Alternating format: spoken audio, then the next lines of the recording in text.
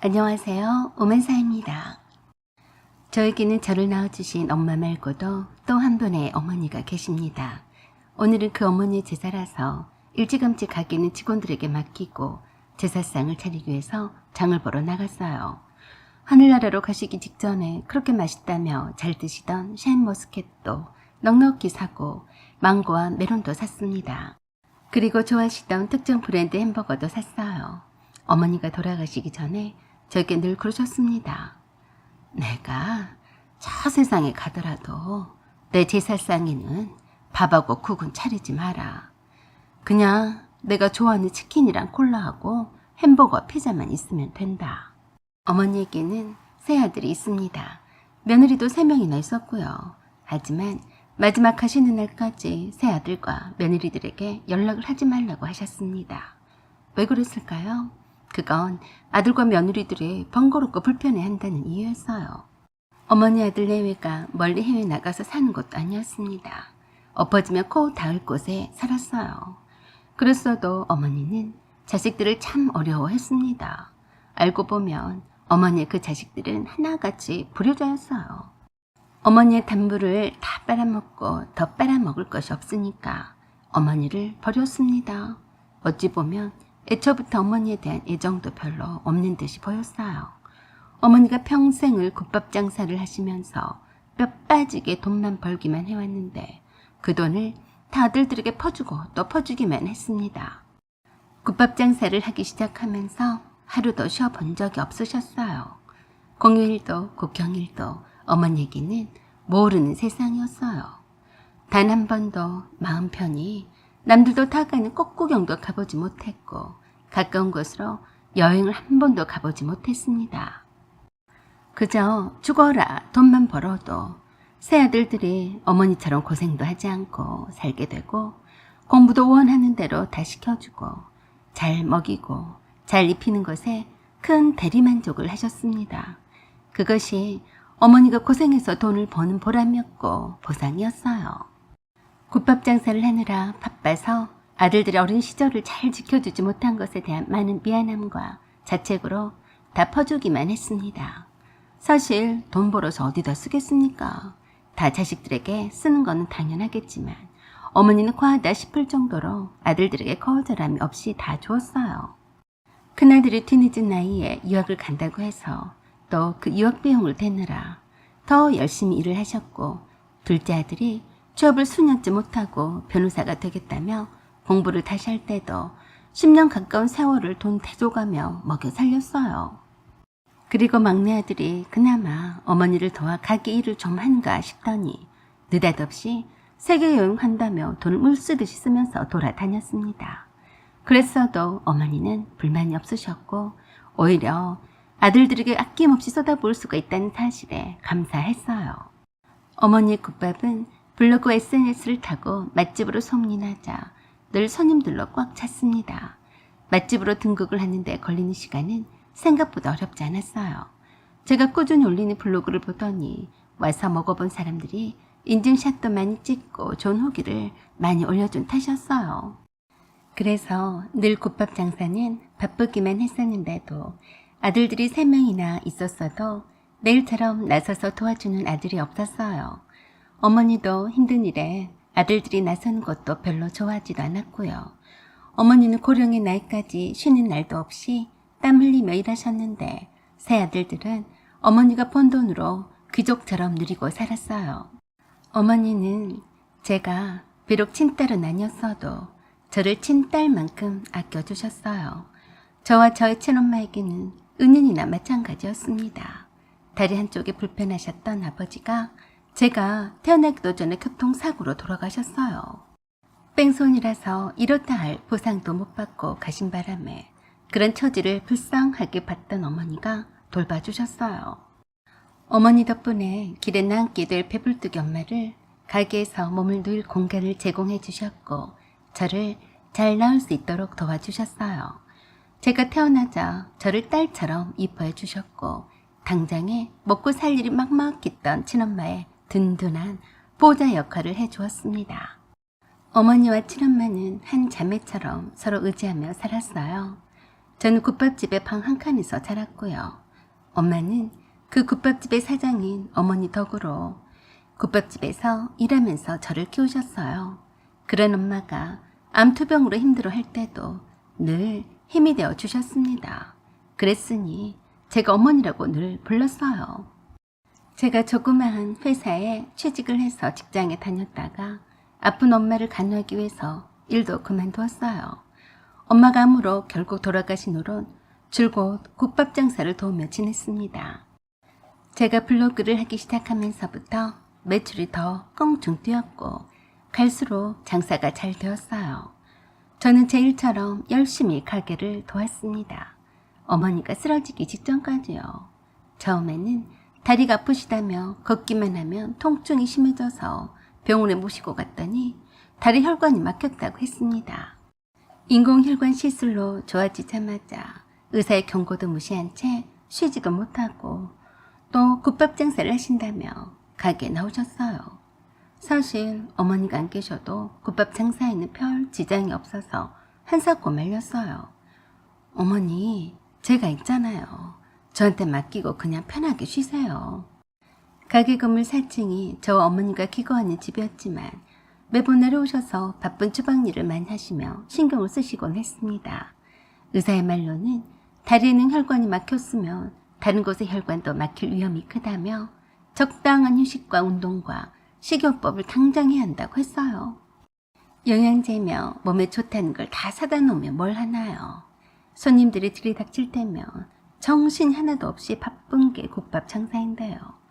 배달도 많았고 공장에서 일하는 노동자분들도 가까운 거리가 아님에도 한꺼번에 몰려올 때는 아무리 홀서빙 알바를 많이 써도 바쁘기만 했습니다. 제가 하루 종일 어머니만 쳐다보며 챙겨 들을 수가 없었으니 어머니가 병원에서 시술을 받은 후론 더 가뿐해진 다리로 인해서 열심히 가게 안을 뛰어다니셨어요. 그러시다가 갑자기 쓰러지셨습니다. 거짓말처럼요. 어머니가 병원에 누워 계시기 시작하면서 모든 것은 바뀌고 말았습니다. 뇌출혈로 몸이 부분적으로 마비가 와서 꼼짝도 못하고 누워만 있어야 하는 어머니를 며느리와 아들들이 나 몰라라 하며 방관했어요. 생전에 연락도 한 번 하지도 않던 어머니의 큰며느리가 가게로 찾아와서 주인 행세를 했습니다. 시어머니가 사장님 가게였으니 주인 행세를 못할 것도 없지만 카운터를 보고 있던 저에게 그러더라고요. 아줌마는 주방이 바쁘니까 가서 일해요. 여기는 내가 할 테니까 비켜요. 어머니 앞에서는 내 앞에서 싹싹하게 언니 언니 하며 굴더니만 이역 싸가지 없이 아줌마라며 하대를 했습니다. 비키라뇨? 어머니가 저에게 식당 운영을 맡기셨어요. 카운터를 아무나 봐요. 여기서 일을 하고 싶으면 주방 일부터 배우고 와요. 저도 짬밥 있는데 어머니의 큰며느리라고 해서 물러설 사람이 아니었어요. 그랬더니 대번에 손님들도 있고 홀서빙을 하는 아주버님도 있는데 제게 그랬습니다. 야, 이년아, 내 말 안 들려? 네가 뭔데 나한테 이 지랄이야. 이게 아주 사람 우습게 보고 날뛰네. 거지를 데려다가 입혀주고 먹여주고 살게 해줬더니 뭐? 이제 주인 행세를 하려고 하냐? 어머니의 큰며느리는 아예 작정하고 온 듯 했습니다. 어머니가 쓰러지는 것이 철호의 기회라고 생각한 듯 했어요. 어머니의 병세가 어쩌든 말든지 상관하지도 않았어요. 그저 언젠가는 어머니가 아프시거나 돌아가실 텐데 그때 가게를 인수를 해도 상관없다는 태도로 있다가 그날이 왔으니 본색을 완전히 드러내더라고요. 누가 그러자고 했겠어요? 어머니의 큰아들이 그러자고 했겠죠. 어머니가 병원에 들어가시자마자 어머니 국밥가게로 바로 쳐들어왔으니까 말이죠. 그러더니 생뚱맞게 결혼식 때 보고 자주 보지도 못했던 큰며느리가 가게를 장악해버렸어요. 특히 저에게 그러더라고요. 앞으로는 내가 남편과 함께 여기를 운영을 할 테니까 아줌마는 이제 그만두고 짐 싸서 나가세요. 아줌마 해고해요. 그때 저는 반발했습니다. 어머니가 쓰러지신 지 하루밖에 안 됐는데 벌써 가게 쳐들어와서 이게 무슨 행패예요? 그러자 저보다 나이도 어린 큰 며느리가 저에게 그러더라고요. 이게 주제 파악도 못하네. 어머니가 딸처럼 이뻐해주니까 진짜 자기가 시누이나 되는 것처럼 그러네. 야, 너 정신 차려. 너는 여기 종업원일 뿐이야. 라고 하며 꼴도 보기 싫다며 그 길로 저를 쫓아냈습니다. 사실 따지고 보면 제가 어머니의 딸도 아니었고 뭣도 아니었던지라 그대로 쫓겨날 수밖에요. 어찌 보면 참 서럽더라고요. 평생을 그 국밥 가게가 내 집이라 생각하며 살아왔었는데 한순간에 내쫓기고 보니 촬영하기가 말도 못했어요. 그 길로 어머니가 계신 병원으로 달려가 봤지만 아직 말도 제대로 못하시고 몸도 잘 가누지 못하는 어머니를 뵈니까 억장이 무너졌습니다. 그래도 걱정하실까 봐서 구구절절 쫓기는 사실을 함구했어요. 정확하지 않은 발음으로 그러셨습니다. 뭐하러 왔냐? 오지 마라. 가게를 잘 운영하고 있으니까 난 걱정 없다. 얼른 가라. 그저 아무 말도 할 수 없었는데 어느 날 아셨던 모양이었어요. 내가 네 오빠한테 네가 없으면 가게가 안 들어간다고 말해줬다. 그러니까 너한테 다시 맡아달라고 할 거야. 어머니 걱정하지 마세요. 큰오빠가 어련히 알아서 하겠어요. 힘들게 말하는 모습이 짠해서 더 이상 아무 말도 하지 않았어요. 저는 월세가 저렴한 한적한 곳에 국밥집을 따로 차렸습니다. 그래서 나름 많이 바빴어요. 그래도 일주일에 한 번씩 식당 문을 닫고 어머니 병실로 와서 간호했습니다. 어느 날 병실로 갔더니 퇴원했다고 하더라고요. 제게는 말 한마디도 없이요. 알고 봤더니 어머니를 싸구려 요양원에 버렸어요. 너무 뜬금이 없어서 어머니 큰며느리에게 전화로 물었더니 그러더라고요. 지금 한참 바쁜 시간인데 눈치도 없이 전화했어요? 무슨 상관이에요? 당연히 요양원으로 모셔야지. 그럼 어쩌라고요? 그렇게 어머니가 걱정이 되면 아줌마가 어머니 옆에 딱 달라붙어서 간호하던가요. 끊어요. 얼척이 없었어요. 바쁘기는 개뿔. 요양원에 달려갔더니 어머니 몰골이 말이 아니었습니다. 머리 감기기가 어렵다며 머리도 짧게 아무렇게나 잘라버리고 몸이 불편해서 행여라도 침대에서 떨어질까봐 어머니의 몸을 침대에다 묶어놨더라고요. 아무리 몸을 잘못 갖는 분이라고 해도 너무했다는 생각이 들어서 그 요양원을 한바탕 뒤집어 엎었습니다. 야, 이게 무슨 짓들이야? 너희들 맨날 이런 식으로 환자를 돌봤냐? 여기 있는 최고 책임자 나오라고 해. 누구야? 빨리 안 나와? 너희들 다 고소당할 줄 알아? 어머니 모습이 얼마나 처참하고 불쌍했는지 한동안 얼싸안고 엉엉엉 울었습니다. 그래도 변명만 해대는 간호사들 말에 진짜로 경찰을 불렀어요. 그제서야 자격증도 없이 불법으로 운영을 하는 곳이란 걸 알고 더 기가 막혔습니다. 딱 봐도 알겠더라고요. 이를 싸구려 요양원에 버리고 가는 환자의 보호자인 자식들은 대부분이 찾아오지도 않기 때문에 자기를 편할 대로 환자를 댔던 겁니다. 어머니가 싫다고 했는데도 머리를 빡빡 잘라버리질 않나. 꼼짝달싹도 못하게 묶어버리고 간호사가 되려 눈치를 주고 화를 내기 일쑤였다고 했어요. 얼마나 서러웠는지 저를 보고 아이처럼 서럽게 우셨습니다. 태어나서 처음으로 분노해서 그 요양원을 틀었다 놨다 했어요. 어리디 어린 젊은 요양원 원장이 살려달라고 빌고 빌었지만 제가 그럴 사람이 아니었어요. 그때 처음 알았습니다. 면허도 없는 주제에 의사 면허가 있는 의사한테 얼마씩 돈을 쥐어주고 의사 면허만 빌린 채 불법으로 운영을 하고 있는 것이었어요. 당연히 관련자들 하나도 빠짐없이 고발을 했고 그 요양원은 다시는 문도 못 열게 했어요. 그 난리를 치는 동안에도 새 아들 중 어느 누구 하나 내다보는 자식이 없었습니다. 아들도 내다보지도 않는데 며느리가 얼굴을 내밀겠어요. 그냥 돈 받아갈 때만 시어머니고 어머니였지 산송장인 지금의 어머니는 그들에겐 아무것도 아니었습니다. 짐승만도 못한 것이 인간인가 싶었어요. 어머니가 어떻게 끔찍하게 자식들을 사랑하고 마음을 써왔는지를 알고 있던 저로서는 분노가 치밀어 올랐습니다. 그래서 어머니 새아들들에게 차례로 어머니 상황을 말해주고 그랬습니다. 돈 받아갈 때는 착실히도 잘 찾아오더니만 다 주고 나니까 버리는 거예요. 오빠들이 그러고도 엄마 자식들이냐고요. 그랬더니 하나같이 코웃음만 쳐댔어요. 말 잘하는 네가 엄마를 모시던가 해라. 엄마가 너를 딸처럼 여겼잖아. 그런다고 해서 행여나 진짜로 딸 행세를 할 생각은 마라. 엄마 국밥집도 우리 새형제가 똑같이 나눠서 수익금을 매달 가져가기로 합의 봤다. 알았지? 잘 됐네. 네가 있어서 참 든든하다. 친오빠는 아니지만 새오빠들이 하나같이 똑같았어요. 어머니를 모실 생각은 전혀 하지 않았습니다. 하는 수 없이 제가 어머니를 모시고 갈 수밖에 없었어요. 좁지만 저희 집으로 어머니를 모시고 와서 그날부터 함께 생활을 하게 되었습니다. 그 이후로도 전혀 어머니를 찾아오는 법이 없었어요. 명절 때건 어머니 생신 때도요. 며느리도 그랬고요. 그렇게 수년이 흘렀어도 어머니의 병세는 더 나아지지 않았어요. 그러던 어느 날 어머니가 밝게 웃으시며 저를 부르시더니 컨디션이 좋다며 그러셨어요. 오늘은 네 가게 문을 닫는 게 어떠냐. 내가 너와 함께 중요한 일이 있어서 그런다. 조금 이상하다는 생각이 들어서 말씀대로 가게 문을 닫고 어머니와 함께 공기 좋은 외곽으로 바람을 쐬러 나왔어요.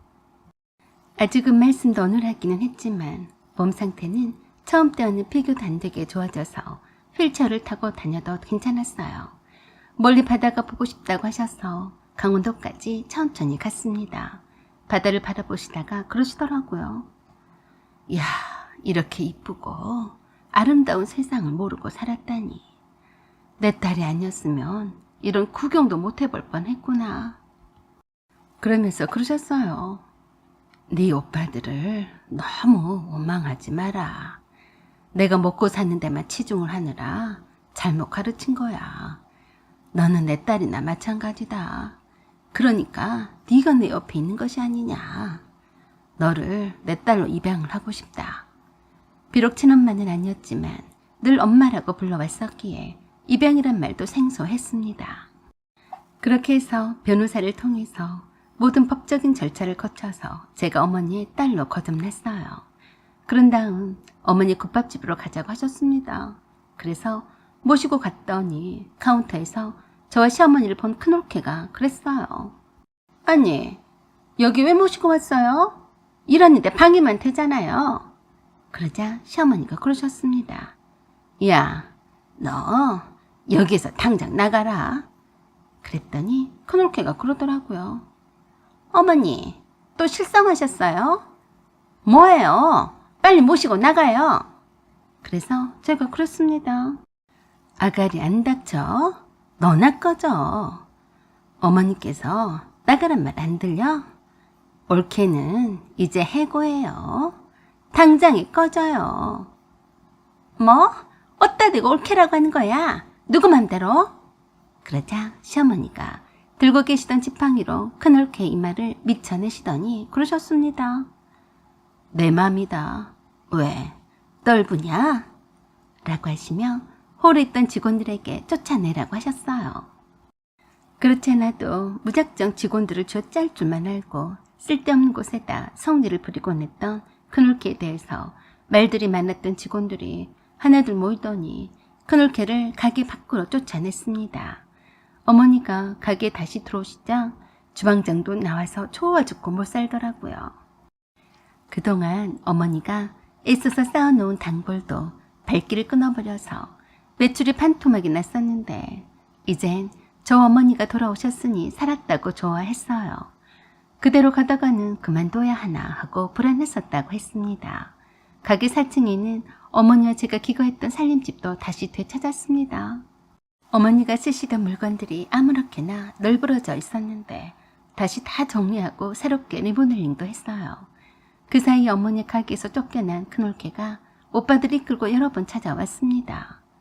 엄마, 이게 뭐 하자는 거예요? 엄마 눈에는 자식은 안 보여요. 가게를 피부치도 않은 것한테 넘기겠다는 거예요. 그래서 어머니가 또박하게 말씀을 하셨습니다. 내 피부친 너희들보다는 100배 더 내 자식 같은 딸이다. 이 가게와 더불어 내 모든 재산은 내 딸에게 물려줄 테다. 너희들은 내가 그냥 죽어버릴 줄 알았지. 그리고 빨리 죽기만을 바랬을 거다. 다시는 내 앞에 나타나지 마라. 저를 딸로 받아들이고 남은 재산도 저에게 다 주겠다고 하니까 난리 판꽃을 쳐댔지만 이미 문서화를 했으니 어쩌겠어요. 아무리 난리를 쳐봤자 어머니에게 받은 돈 그동안 많았으니 나중에 유리뿐인가 뭔가 청구를 해봤자 소용도 없었죠. 그러더니 올케들이 몇바들이 저에게 살살거리며 잘했어요. 어머니께 효도를 한다며 그때부터 홍삼이며 안마기며 사장기기 바쁘더라고요. 미친 것들, 뒷북치고 나대봤자 이미 지나간 버스였고 가증스러움만 더할 뿐이었습니다. 올케들도 저를 신의 대접을 해줬어요. 그래도 변함이 없어 보이는 어머니 모습에 지쳤는지 발길을 뚝 끊더니 아예 어머니를 찾지 않았습니다.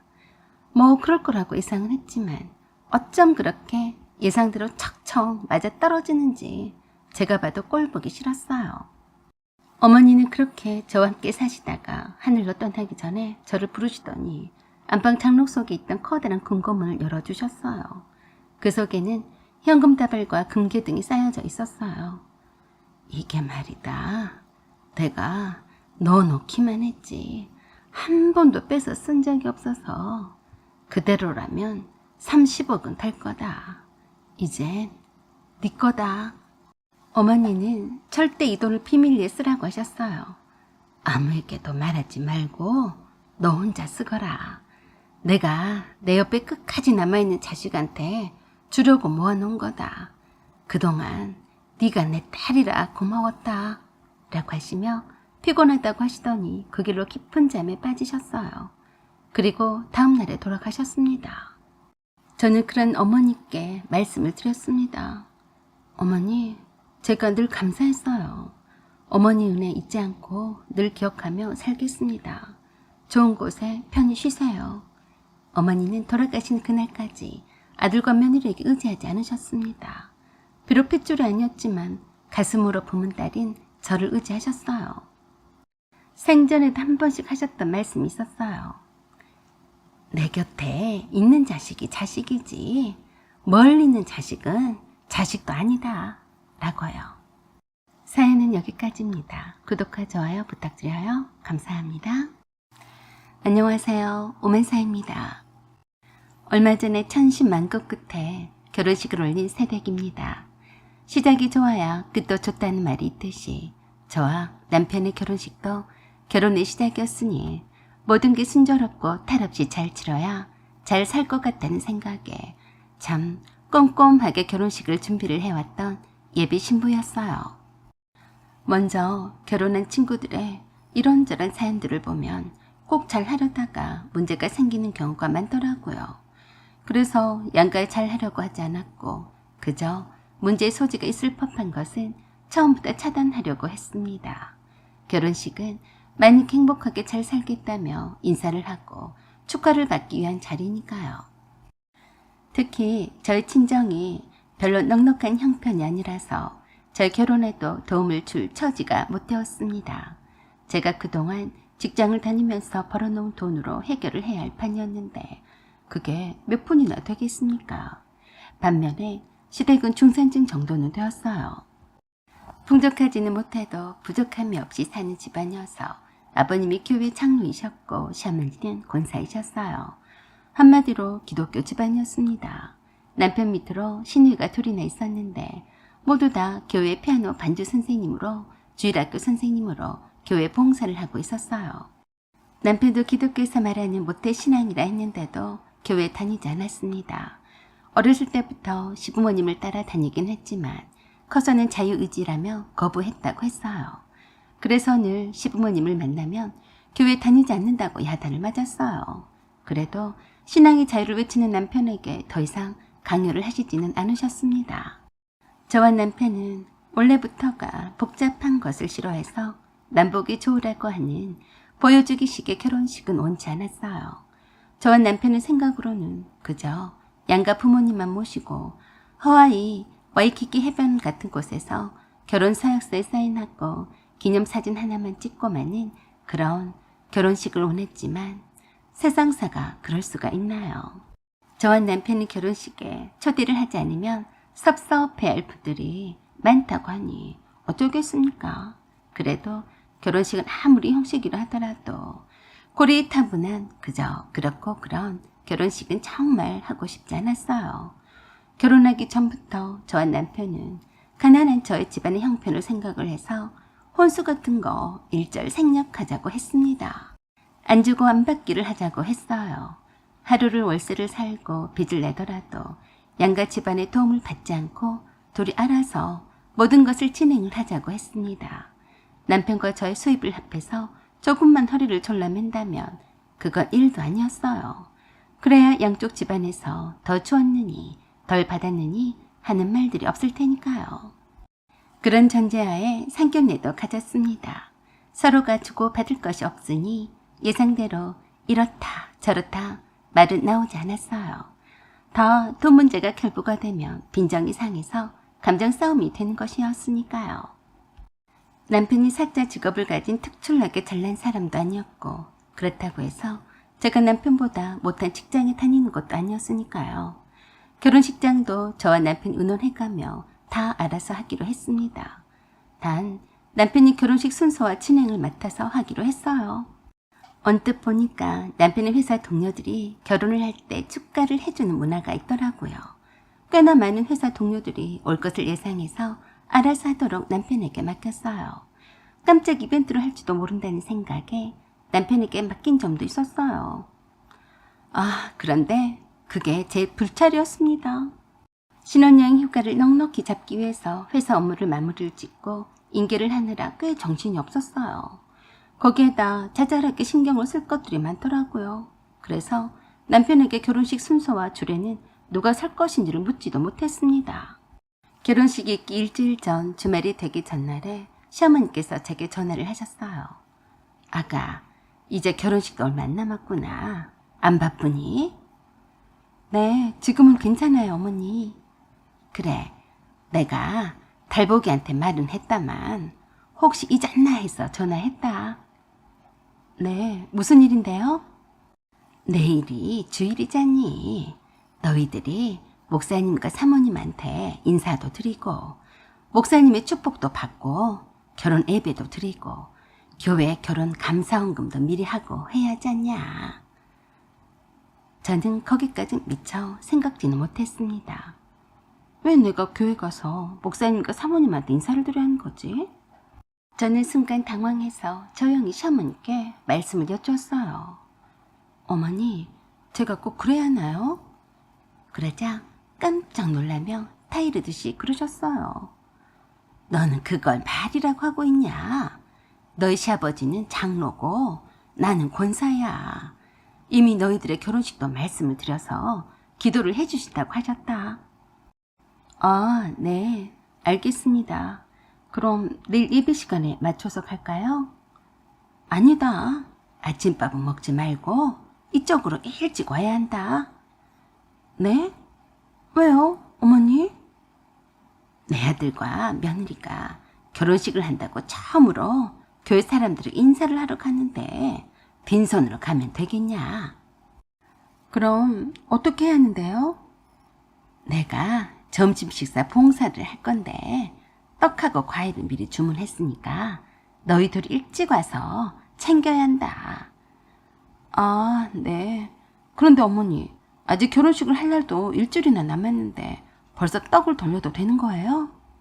그러자 화들짝 더 놀라시면서 그러셨습니다.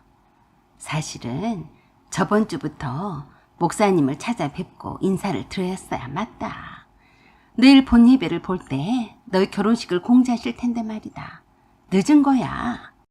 목사님이 주례까지 서시니까 교회 신도들이 많이 올 거다. 그러니까 나랑 함께 점심 봉사도 하고 교회 신도들한테 인사도 하고 그 다음에 따로 목사님과 사모님께 인사도 드려야 해. 그때 저는 머리 한 대 얻어맞는 기분이었어요. 어머니, 주례를 목사님이 하신다고요? 그래, 당연한 거 아니냐? 어머니, 죄송하지만 오빠하고 말씀이 되신 거예요? 주례를 목사님 하신 거예요. 그러자 시어머니께서 한숨을 푹 내쉬며 그러셨습니다. 아이고, 말도 마라. 달보기가 얼마나 교회라고 하면 말도 못 꺼내게 해서 그나마 교회 예배당에서 결혼식을 올렸으면 참 좋겠다마는 그러지 못하고 예식장에 목사님을 모시라니까 몸둘 바를 모르겠다. 시어머니는 제가 여쭈는 말에는 답도 하지 않으시고 넋두리만 늘어놓으셨어요. 어머니, 제가 오빠한테 아직 못 들었어요. 목사님을 주례로 하시고 싶어 하시는 것은 알겠는데요. 저는 그러고 싶지 않아요. 그러자 멈칫 놀라시며 그러셨어요. 뭐야? 너마저 왜 그러냐? 왜 말 같지도 않은 소리를 하냐?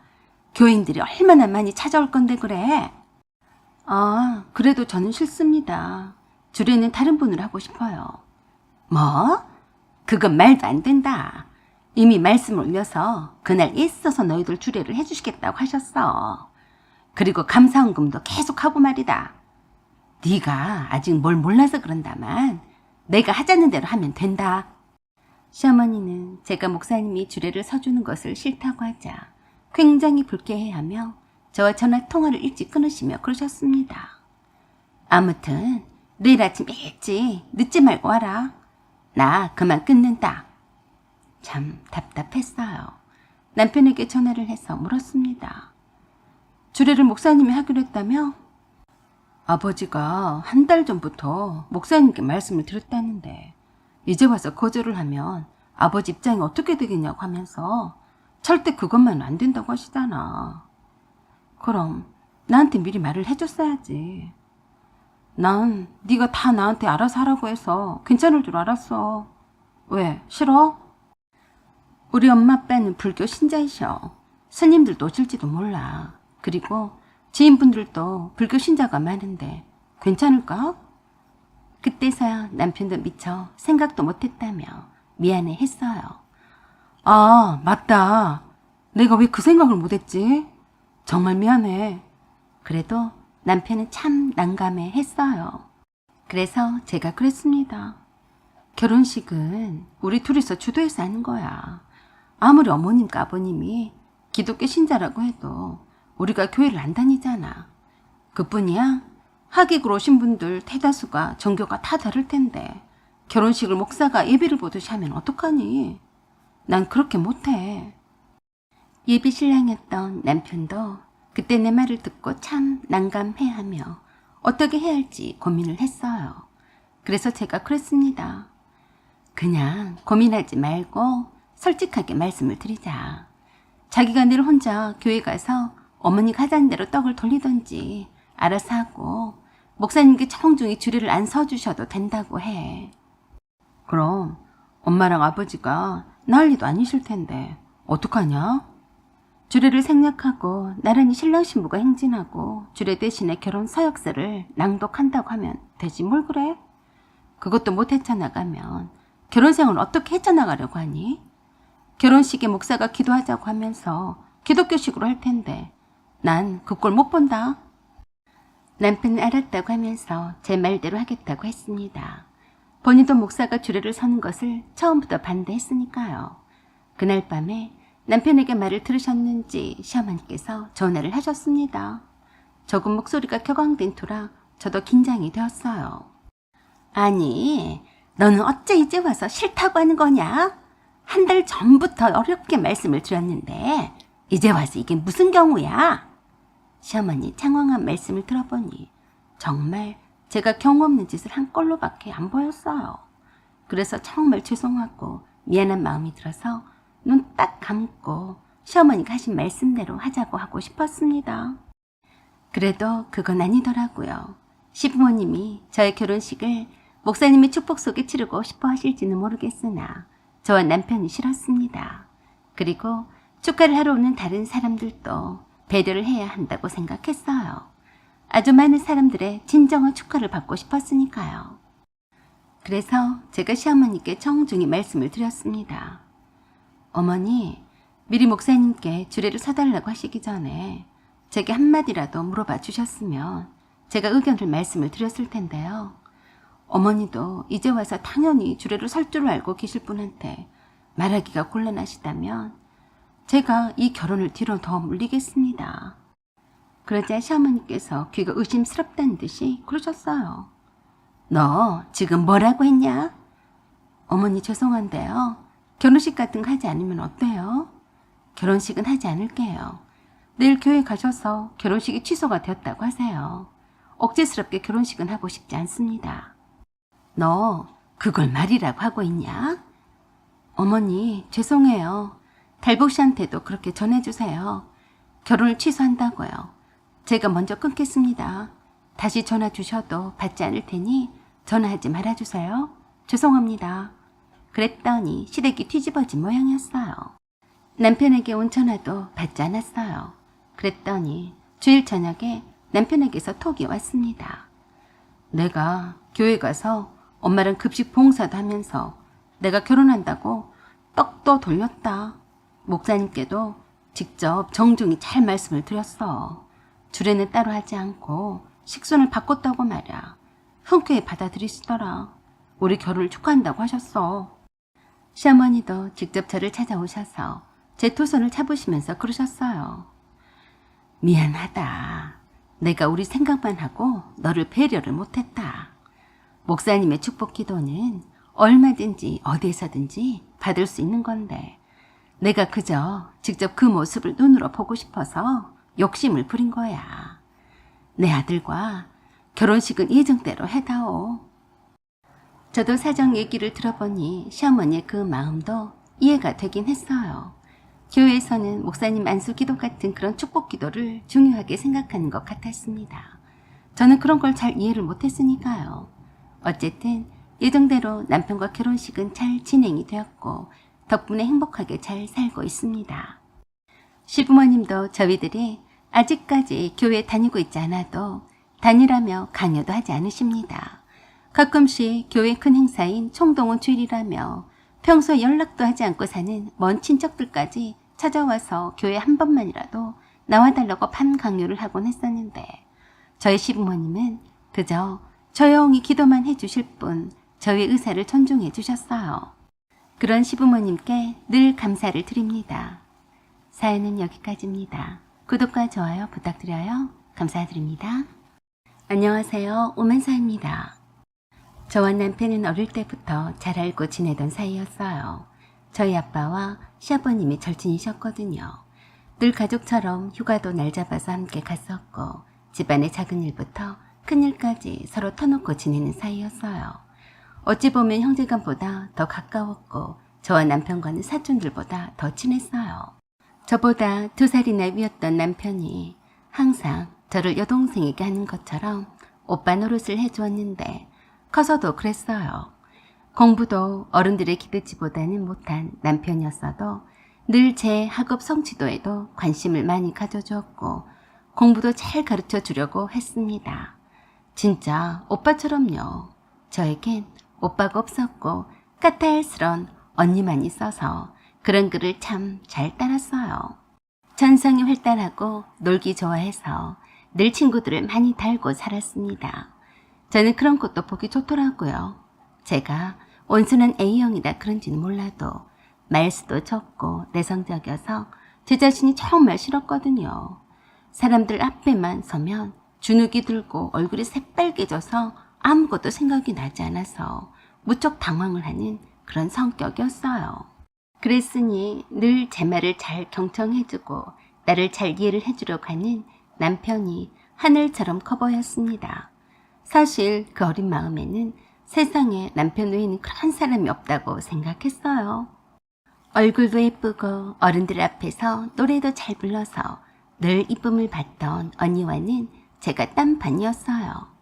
저는 부끄러워서 모르는 손님들이 와서 귀엽다고 머리를 쓰다는 것도 싫고 낯을 가려서 엄마 뒤로 숨기 바빴으니까요. 자매여도 이렇게 성격이 다를 수가 있다니 저는 수줍음을 잘 타는 제가 너무 싫고 언니를 항상 부러워했습니다.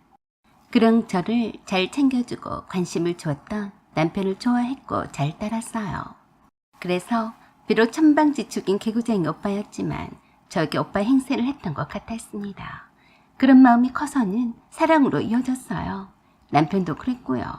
딸 부자인 아빠는 남편을 일찌감치 진짜 아들처럼 대하곤 하셨어요. 남편이 놀기 좋아해서 공부가 뒷전이라 재수를 하는 동안에도 아빠가 남편에게 인생 공부를 많이 시켜줬어요. 나는 말이야, 수찬이 네가 참 마음에 든다. 인생은 말이지, 내가 살아보니까 공부가 전부는 아니야.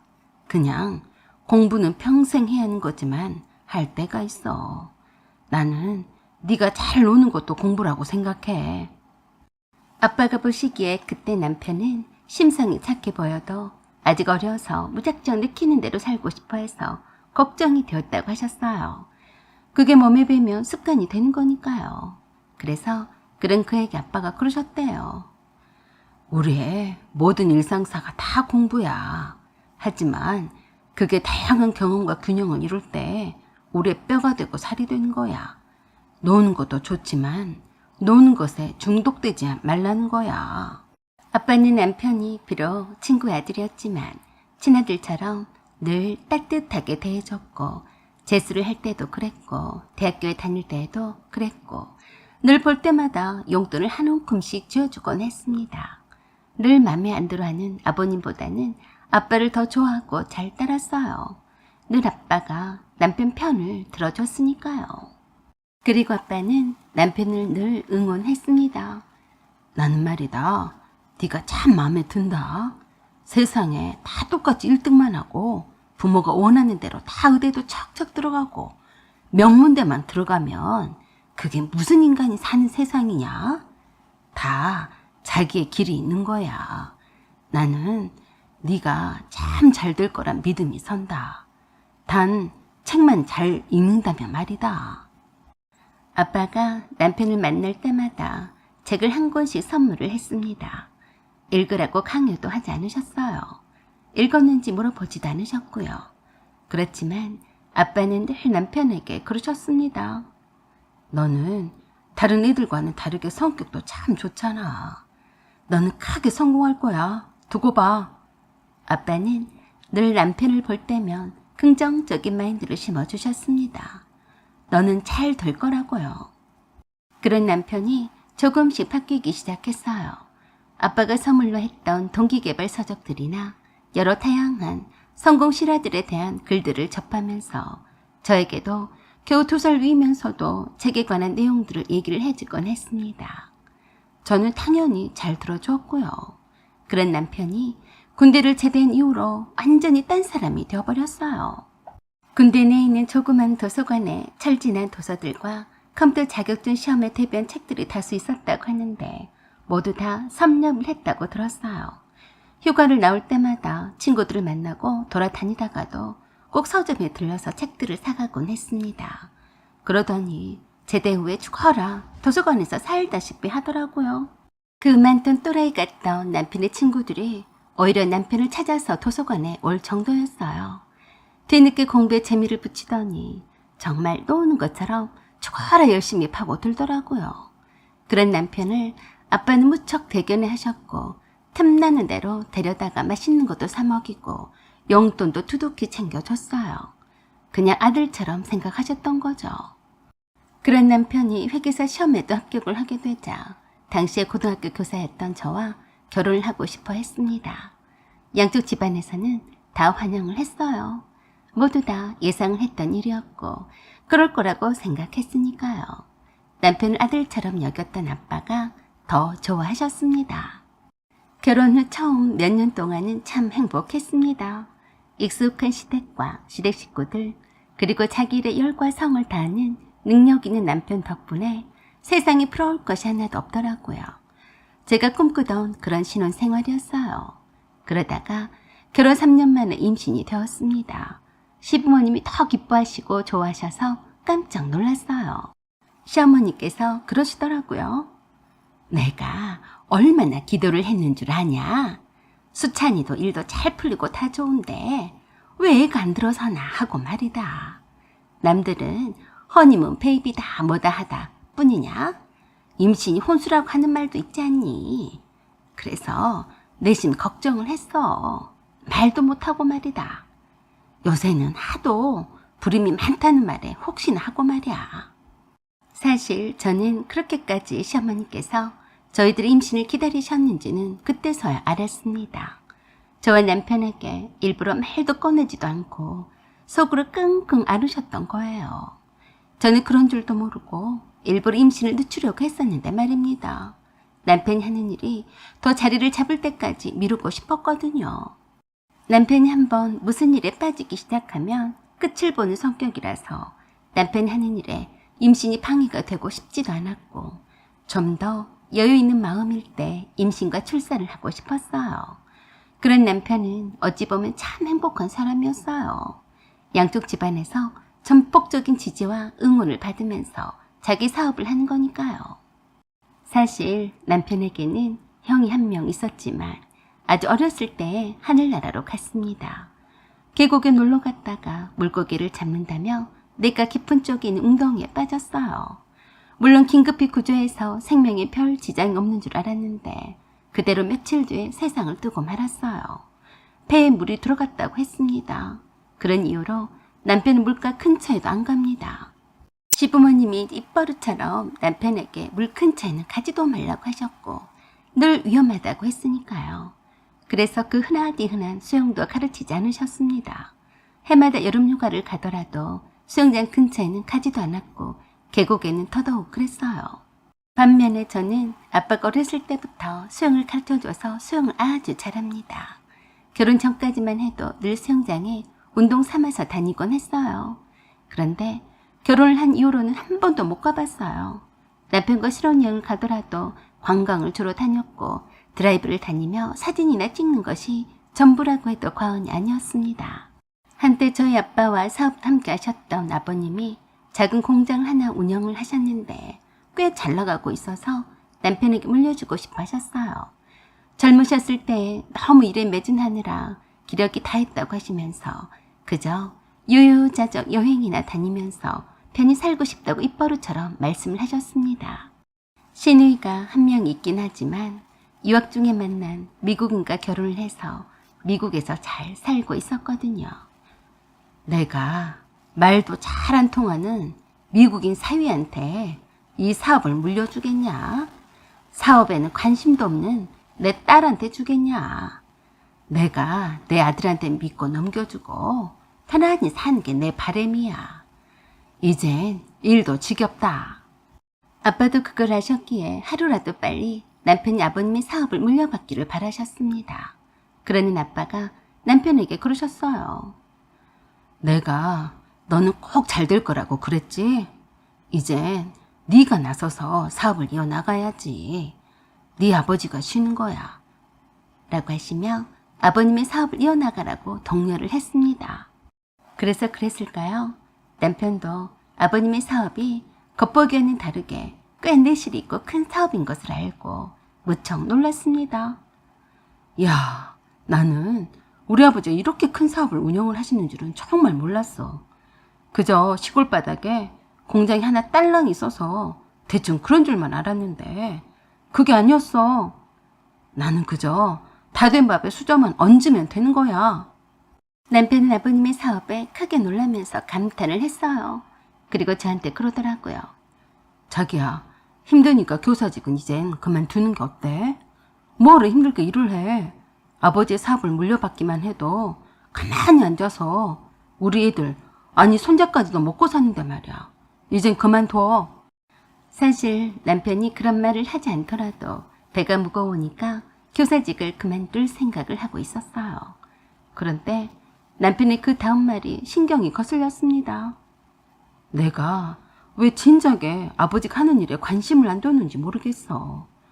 내가 회계사 사무소를 운영을 하느라 괜히 진을 빼고 살았네. 그래서 제가 그랬어요. 괜히 진을 빼다니. 자기 일은 자기 사업이고 아버님 일은 아버님 사업이지. 그런 경험이 다 밑거름이 되어서 아버님 사업을 운영을 하는데 도움이 되는 거 아니야? 그래, 그렇기는 하지. 내가 아빠 돈만 믿고 살아서 회계사 공부를 하지 않았다면 회사 돌아가는 걸 이해나 잘 했겠어? 남편이 아버님의 사업에 관심을 두고 관여를 하기 시작하면서 남편도 더욱더 바빠진 것 같아서 그러려니 했습니다. 명절 연휴가 가까워오는데 남편이 제게 그랬어요. 명절 때는 우리 집에 가 있어. 내가 연휴 때에도 바빠서 일을 해야 해서 말이야. 시장 조사 겸 혼자서 태국에 다녀올 때가 있어. 태국에? 응, 사업자 가는 거니까 이번 명절 연휴 때가 아니면 언제 다녀오겠어. 그래? 그럼 난 친정에 가 있어야지. 뭐하러 그래? 너도 명절 때 없으면 우리 집은 그야말로 적막강산이잖아. 수위도 없고 나도 태국에 가면 아무도 없는데 너라도 가 있어. 엄마가 너 일 시켜먹지도 않잖아. 그러긴 하지만 남편도 없이 친정보다 더 편하겠어? 그래도 어쩔 수 없지. 결혼한 며느리가 남편이 없다고 해서 친정에 가 있으면 그것도 꼴불견이잖아. 알았지? 꼴불견은 뭐가 꼴불견이라고 그래? 너는 배불뚝이 마누라를 혼자 두고 가면서 네 부모님 생각만 하니? 아무튼 내가 엄마한테 너를 잘 부탁한다고 했으니까 잔말 말고 내가 명절 연휴 동안 일하러 가는 동안에 우리 엄마랑 아버지랑 함께 있어. 엄마도 그런 줄 알고 있으니까. 참 얼척이 없었어요. 언제부터 시부모님을 배려하면서 살았나 싶었습니다. 저도 친정에서 지내고 싶은 마음이 굴뚝 같았지만 그럴 수는 없었어요. 이미 시어머니께도 말씀을 드렸다는데 굳이 친정에 가겠다고 하면 섭섭해 하실 수도 있었으니까요. 저는 교사직도 그만두고 좋은 엄마가 되기 위한 나름의 공부를 열심히 하고 있었어요. 남편은 그새 연예인처럼 갈수록 젊어지고 멋지게 변신했고요. 저는 그저 애기 엄마로 변모해 갔고요. 세상 참 불공평하다는 생각도 들긴 했네요. 남편은 저를 명절 연휴 전날에 시댁에 데려다 놓고 떠났어요. 남편은 태국 여행이 얼마나 들떴는지 신나서 떠났습니다. 그런 남편을 진짜로 믿었어요. 사업차 일보러 간 줄만 알았습니다. 저는 그저 순진해서 남편이 그런다고 하면 그런 줄로만 알았지 뭐 어쩌겠어요. 불편해도 시부모님에게 며느리라도 한 명 있어야 명절에 덜 외로우실 거라고 생각했습니다. 시댁에서 시어머니와 함께 주방에서 맛있는 음식을 만들어가며 지내고 있을 때에 갑자기 아버님의 목소리가 커졌습니다. 뭐야? 이거 사실이야? 생전에 한 번도 그처럼 화를 내신 적을 본 적이 없던 터라 시어머니와 저는 놀라서 아버님이 전화 통화를 하시는 서재로 갔는데 그러시더라고요. 이런 썩을 놈이 있나? 정신을 차렸나 했더니 또 그러는 거야? 라고 하시면서 얼마나 화가 나셨는지 벌떡 일어나서 왔다 갔다 하시면서 분을 못 이기셨어요. 저와 시어머니가 다가가는 줄도 모르고 또 그러셨어요. 더 이상 내 아들은 없다 손칠 나네. 자네 사이니까 알아서 하게. 반쯤 죽여서 정신 차리게 해서 데려와. 알았나? 무슨 큰일이 나지 않고서야 철없게 화를 내실 분이 아니셨던지라 저와 시어머니는 두 손을 잡고 놀라서 발만 동동 굴렀습니다. 아버님의 전화 통화가 끝나기만을 기다렸던 저와 시어머니를 보자 아버님이 서재 밖으로 나가라고 손짓을 하셨어요. 그리고 문을 닫아 버리셨습니다. 그래서 시어머니만 혼자서 아버님 서재로 들어가시더니 한참 있다가 나오셔서 제게 그러셨어요. 그게 글쎄 수찬이가. 시어머니는 웬일인지 제게 말씀을 망설이셨어요. 수찬 씨가 왜요? 왜 말씀을 안 하세요? 수찬이가 물속에 놀다가 다쳤단다. 그렇게 물가에는 가지 말라고 했는데 말을 안 들었다고 저렇게 화를 내신 거란다. 네? 얼마나 다쳤길래 그래요? 그러자 시어머니는 저를 달래듯이 그러셨어요. 걱정 마라. 사돈이 달려가서 수찬이를 봤는데 아무렇지도 않대. 그러니까 대놓고 화를 내는 거지. 정말요? 놀랐잖아요. 아빠한테 전화를 해봐야겠어요. 그랬더니 시어머니께서 크고 말리셨어요. 그러지 마라. 그렇지 않아도 수찬이 때문에 정신이 하나도 없으실 테니까. 아빠는 거기를 어떻게 알고 가신 거예요? 나한테 가신다는 말도 없었어요. 일이 있으셨으니까 가셨겠지. 참 이상했어요. 뭔가 앞뒤도 안 맞고 아무리 제가 눈치가 없어도 그렇지 뭔가 숨기고 있는 게 분명했습니다. 알았어요. 방에서 좀 쉴게요. 라고 하며 방에 들어와서 아빠한테 전화를 걸었습니다. 아빠와 통화를 해서 내막을 다 알게 되었어요. 조금 충격을 받았습니다. 아빠가 절대로 놀라지 말라면서 동영상 하나를 보내오셨어요.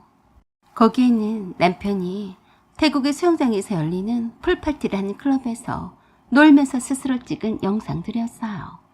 거기서 신나게 놀다가 미끄러져 넘어져서 마침 남편 행동거지가 수상해서 쫓아갔던 아버지가 아니었으면 큰일 날 뻔했다는 거였어요. 일을 하러 간 것이 아니라 놀러 간 것이었어요.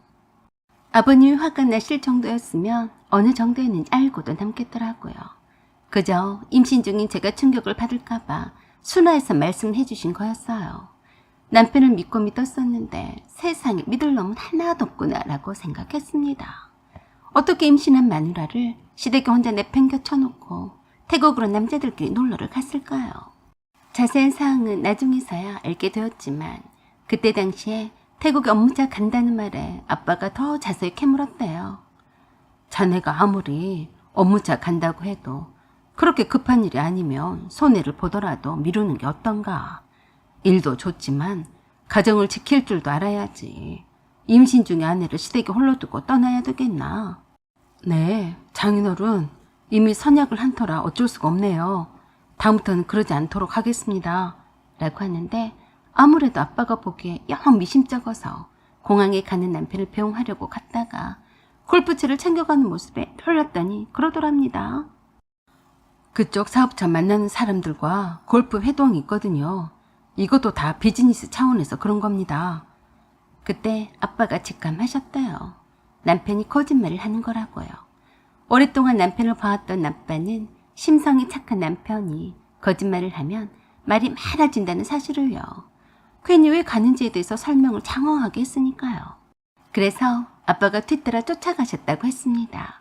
태국에 도착한 남편과 함께한 일행이 총 5명 정도였는데 곧바로 팝문화를 즐기기 위해서 클럽으로 직행을 했다더군요. 신나게 노는 모습도 다 실시간으로 찍어서 아버님께 보내셨대요. 술에 취해서 놀고 자빠져 있는 모습도요. 그러다가 아빠를 발견하고 놀라서 뒤로 나자빠져서 다쳤다고 했는데 병원에서 간단한 응급처치만 받고 나았다고 했습니다. 만사 제켜놓고 신나게 놀려고 왔는데 갑자기 저승사자처럼 아빠가 나타났으니 얼마나 놀랐겠습니까? 그때부터 잘못했다고 싹싹 빌고 절대로 저에게 말하지 말아달라고 했대요. 그때 아빠가 그러셨다고 했습니다. 야 임마, 내가 언제까지 네 편일 줄 알았냐? 너는 내 딸이 아니면 나한테는 아무것도 아니야. 네가 이렇게 살아있는 것은 다 내 딸 덕분인 줄 알아. 그리고 아버님께 전화로 그러셨대요. 내가 네 아들 믿고 내 딸을 맡길 수 있겠냐? 이놈 사람을 만들어 보려고 내가 얼마나 노력했는 줄 알지? 조금 돈 맛을 알더니 노는 맛 들인 것 같은데 내 딸을 도로 데려갈란다. 넌 어쩔래? 그래서 아버님이 중대 결단을 내리셨습니다. 저에게 아버님의 사업과 모든 이권을 넘기셨어요. 남편이 돈 한 푼도 제 허락이 없이는 쓸 수 없도록 했어요. 남편은 그저 남편이 하던 회계사 사무소를 운영을 하도록 했고 아버님의 모든 경영권을 저에게 넘기셨어요. 그저 저는 남편을 공짜로 부려먹어도 되는 위치가 된 거죠. 남편은 그 놀기 좋아하는 옛날 행태가 다시 고개를 들다가 쏙 들어가 버렸습니다. 저뿐만이 아니라 아빠한테도 시부모님한테도 손발이 닳도록 빌고 또 빌면서 혼쭐이 났어요. 그랬으니 저한테 모든 사업을 넘기겠다고 했어도 끽소리도 못했습니다. 참 바보 같은 사람이었죠. 남자들끼리 골프 여행을 가면 골프만 하겠어요? 그러니까 사업자 간다며 속이는 거겠죠. 얼마나 은큼스럽게 놀려고 그런 걸까요? 제 남편이지만 참 비위가 상하고 용서는 안 되었어도 아버님이 심혈을 기울여서 세운 사업에 공짜로 부려먹어야 하니까 두고두고 그 죄를 갚으라고 했습니다. 그래도 썩없는 남편이 그러더라고요. 정말 나도 형처럼 물가에 가면 안 되는 건가 봐. 내가 그 풀파티에만 안 갔어도 장인어른한테 들키지 않는 건데 말이야. 내가 그때 처음으로 거기에 간 거였어. 진짜야. 믿어줘. 같이 갔던 애들은 자주 가는 곳이었대. 그래서 제가 속없는 남편에게 그랬어요. 그래서 안타깝냐? 너는 그때 아빠한테 안 걸렸으면 콜로 갔을 거야. 아빠가 널 가만히 그냥 뒀을 것 같냐? 머리가 돌대가리네. 아직도 정신을 못 차렸어. 그러자 신경질 내더라고요. 내가 그래서 그 뒤로 착하게 살았잖아. 내가 나이도 많은데 너는 왜 반말하냐? 그래서 제가 단 한마디로 정리해서 말해줬어요. 너는 네 상사한테는 어리다고 반말하냐? 내가 네 위에 있냐? 네 밑에 있냐? 내가 네 목줄이란 거 잊지 마라. 나는 네 상사야. 나한테 함부로 말하지 마. 생각을 하고 말을 해. 알았어? 지금도 남편은 어디로 튈지 모르니 제가 쥐고 방향을 잡아줘야 한다고 생각합니다. 아빠의 큰 밑그림이 들어맞게 말입니다. 사연은 여기까지입니다. 구독과 좋아요 부탁드려요. 감사합니다. 안녕하세요. 오만사입니다. 저는 30대 초반의 간호사입니다. 어릴 때부터 하얀 유니폼을 입은 간호사의 모습이 너무 보기 좋았어요. 간호사는 백의 천사로 알고 지내왔어요. 아버지는 제가 간호사가 된 것보다 의과대학에 진학하기를 희망하셨지만 저는 간호사가 되고 싶었어요. 엄마는 제가 어렸을 때부터 몸이 허약해서 자주 병원에 다니시거나 집에서 누워 계실 때가 많았는데 엄마가 아플 때마다 제가 어떻게 해드려야 할지 몰라 힘들었습니다. 제 어린 시절 속에 엄마는 늘 짜증 섞인 얼굴이었어요. 그게 다 몸이 아파서 그런 것을 저도 알고 있었는데 엄마 곁에는 늘 간호사가 있었어요. 간호사는 천사 같았어요. 엄마가 아프면 늘 옆에서 간호했으니까요. 엄마가 평실 생활은 지겹다면서 병원으로 가기를 원치 않으셨다는데 엄마는 늘 안방 침실에 누워 계셨던 기억이 납니다. 제가 아주 어린 나이에 엄마가 돌아가셨기 때문에 엄마에 대한 정확한 얼굴 생김새도 지금은 기억이 잘 나지 않습니다. 일찍 엄마가 하늘나라로 가셨기 때문에 엄마의 사랑은 받아보지도 못했어요. 얼마 후에 새엄마를 만나서 아버지가 재혼을 하셨고 배다른 동생이 제 밑으로 둘씩이나 있어서 늘 저는 우리 집에서는 아웃사이더 같은 느낌이었어요. 다른 저의 친구들처럼 엄마에게 또는 아버지에게 어리광 같은 것을 부려도 보고 싶기도 했지만 받아줄 사람이 없었죠. 일찌감치 제가 애늙은이가 되어버렸어요. 무엇이든지 제가 스스로 알아서 해야 한다고 생각을 했습니다. 그런 저의 외로운 삶에 한 줄기 빛과 같은 남친을 만나게 되었어요. 그때 저는 간호사로 일하고 있었고 남친은 갓 들어온 풋풋한 치과 의사였어요. 물론 같은 병원에서 남친과 처음 만났습니다. 하루 종일 병원에서 지내다 보니까 서로 많이 가까워졌어요. 저희 병원에는 남친 말고도 여러 명의 많은 의사가 있었지만 그 중에서 남친이 제일 마음에 들었습니다. 만난 지는 얼마 되지 않았지만 우리는 결혼을 약속하는 사이가 되었어요.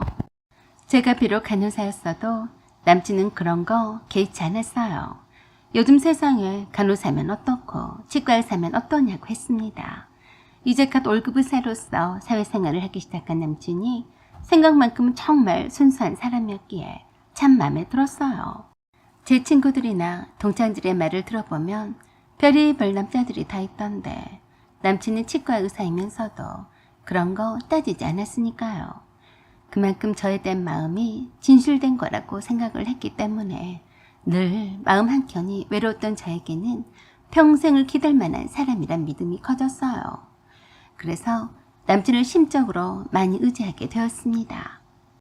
저는 간호사가 되자마자 집에서 나와서 혼자서 생활을 하기 시작했어요.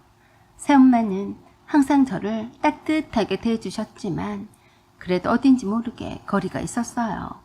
그건 어쩔 수 없는 거라고 생각을 했는데 집에서는 항상 말수가 적었던 저와는 달리 배다른 제 남동생과 여동생은 늘 말도 많고 행복한 아이들이었어요. 배다른 동생이라 할지라도 제가 동생들에게 대하는 애정은 다른 형제간의 그것과 다를 바가 없었어요. 하지만 엄마가 하늘나라로 가신 후로 늘 일만 하시는 아버지가 멀게만 느껴졌고 늘 내 옆에 있는 새엄마에게 잘 보이기 위해서 눈치를 보며 살곤 했습니다. 제가 기댈 데가 없었으니까요. 저는 제 여동생과 남동생이 늘 부럽기만 했어요. 왜냐하면 제 여동생과 남동생에게는 진심으로 마음을 다해서 사랑하는 친엄마가 있었으니까요. 그리고 아빠도 있었어요. 그들 사이에 나는 그저 어색하게 끼어 있었고요. 그래서 하루라도 빨리 집에서 나와서 독립하며 살고 싶었습니다.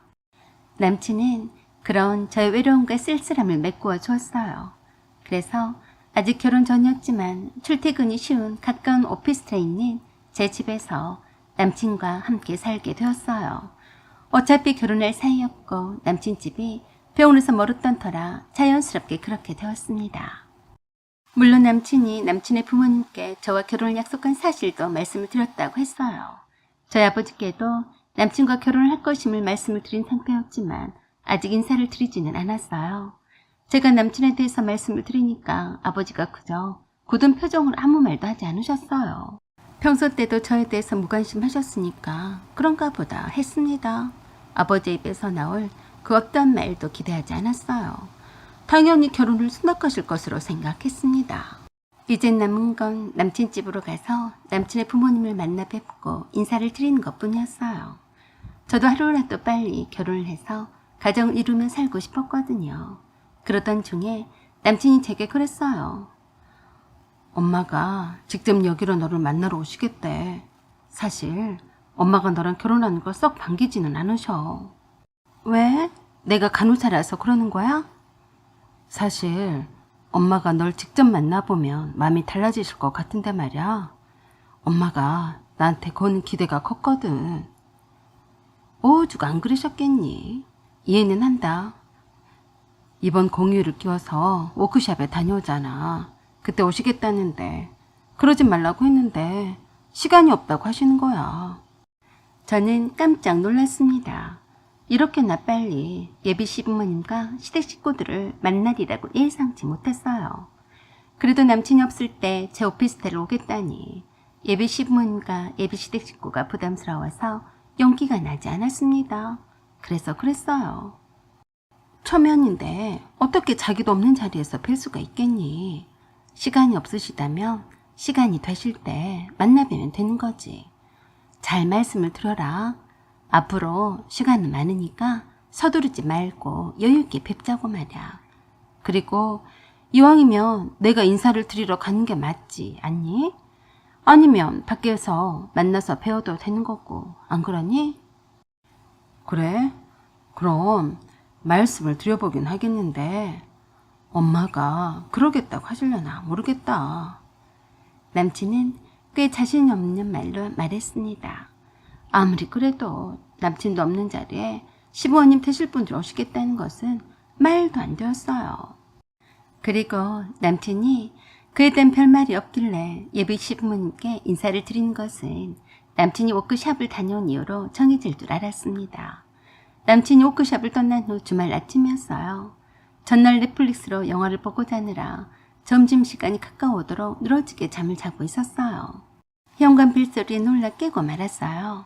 택배라면 벨은 안 누를 테고 올 사람이 없는데 누구나 하고 인터폰으로 물었습니다. 누구세요? 그때서야 인터폰으로 비추는 대충 여러 사람들의 실루엣을 발견을 했습니다. 그 중에 한 아줌마 얼굴이 확 다가오더니 그러더라고요. 나 영식이 엄마예요. 영식이 엄마? 그러면 미래의 시어머니가 되실 분이란 말인가? 어째 이런 일이? 저는 아직 눈곱도 못 떼고 반바지에 얇은 러닝 차림인데 말입니다. 순간 당황을 했습니다. 집도 엉망진창인데 이 상태로는 도저히 어느 누구도 집에 들일 수 없는 상황이었어요. 네, 죄송하지만 잠깐만 기다려주세요. 그러자 남친 엄마의 얼굴 뒤로 여러 사람들이 보였는데 서로 뭐라 하며 웅성거리는 것 같았습니다. 저는 등줄기에 식은땀이 났어요. 솔직히 이 상황이 이해가 되지 않았어요. 분명히 남친에게 내 의사를 전달했는데 이렇게 찾아오다뇨. 무엇부터 해야 할지 모르겠더라고요. 거실부터 해서 욕실이며 식탁이며 주방이며 정신이 하나도 없을 만큼 제멋대로 어질러져 있었으니까요. 그래도 일단 욕실에 가서 물 세수 간단히 하고 옷부터 갈아입었습니다. 안방은 치울 겨를이 없으니 문을 닫아두었고 소파나 거실을 삐친대기처럼 뛰어다니며 치웠어요. 그 새해를 못 참고 또 현관벨을 눌러대기 시작했습니다. 더 이상 기다리게 하는 것은 결례라는 생각에 문을 열었어요. 처음 뵙겠습니다. 저는 서수진이라고 합니다. 라고 고개를 들었더니 남친의 부모님과 남친의 남동생이 둘이 떡하니 서 있었어요. 남친의 어머니가 대번에 저에게 그러셨습니다. 사람을 이렇게 오랫동안 밖에 세워도 되는 거냐?